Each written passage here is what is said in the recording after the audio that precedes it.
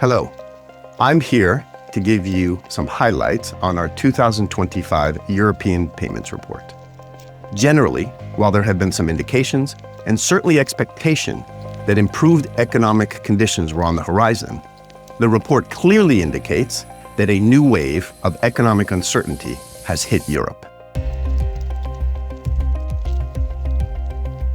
Not surprisingly, growth, specifically top-line growth, are at the top of the agenda for European companies. Our study shows that nearly 3 out of every 4, or specifically 72% of companies surveyed, have hit or exceeded their sales target in the last year.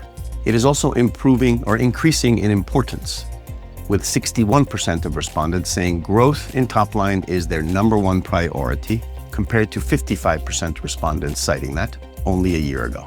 While this focus on top-line growth is significant, it does face new hurdles.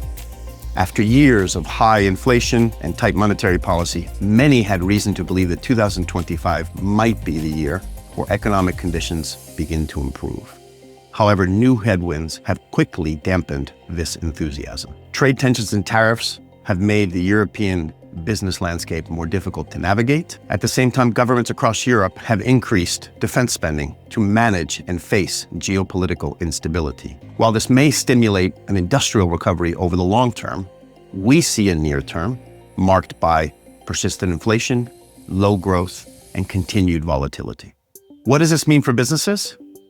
A highly volatile and threatening environment. Our surveys indicated that nearly 10 million companies across Europe face the risk of closure over the next 2 years. This would impact up to 40 million workers. A major factor behind this is late payments. SMEs in particular are currently struggling with liquidity and cash flow.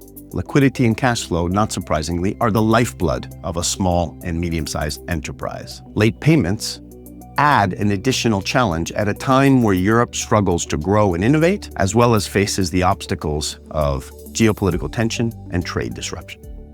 What is the impact of late payments?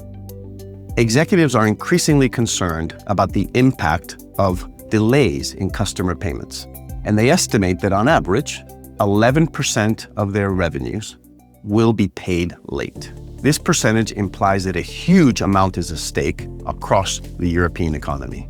As we reported last year, that at any point in time, on average, total receivables in Europe equal 10.5 trillion euros, a figure equivalent to the combined GDPs of the UK, France, and Germany. This figure gives an idea of the huge amount of value and cash that should be flowing through the system that is caught up in late payments. When I speak to executives in industries such as banking, telecom, or retail, amongst others, I hear the same concern. How can we maintain the resilience of our businesses, and how can we grow facing these mounting pressures? One of the very important recent developments is the promise and potential of applying AI to late payments. So is the promise of AI and new technology really taking hold? Executives appear to be waking up to the promise of AI in payments management. In the last year, we've seen a marked increase in the number of companies that expect to use new technology to make their payments management more effective. Specifically in 2025, 58% of the companies surveyed said that AI will significantly enhance their ability to manage late payments.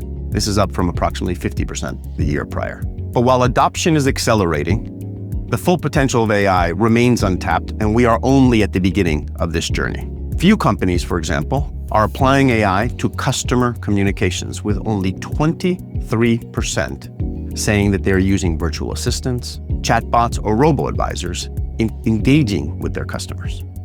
Only 22% of companies surveyed believe that their customers prefer to interact with AI when discussing late payments. We believe that this overlooks key generational and regional differences. In Intrum's European Consumer Payment Report last year in 2024, we reported that a third of consumers under the age of 44 said they would feel less judged dealing with an AI bot than with an actual human. Around 1 in 4, or 25% of this same group, actually responded that they would prefer interacting with an AI than an actual human precisely because of its impersonal nature. AI and new technology is the only path to increase productivity and economic improvement, in my opinion. I say that as a systemic observer, as a key stakeholder in the economic system, and also in relation to our own path here at Intrum. In conclusion, at Intrum, we are embracing these insights and we are leading the way to using technology to manage payments. Through the rollout of our AI-powered autonomous debt resolution platform, Ophelos, we're using AI and machine learning to deliver a better experience and a better outcome for both our clients and our customers. Our approach is transparent, ethical, and focused on building a well-functioning financial ecosystem, one where businesses have the confidence to invest for growth and prosperity, while individuals are treated with respect and fairness. Through this, we at Intrum are committed to helping millions achieve financial recovery.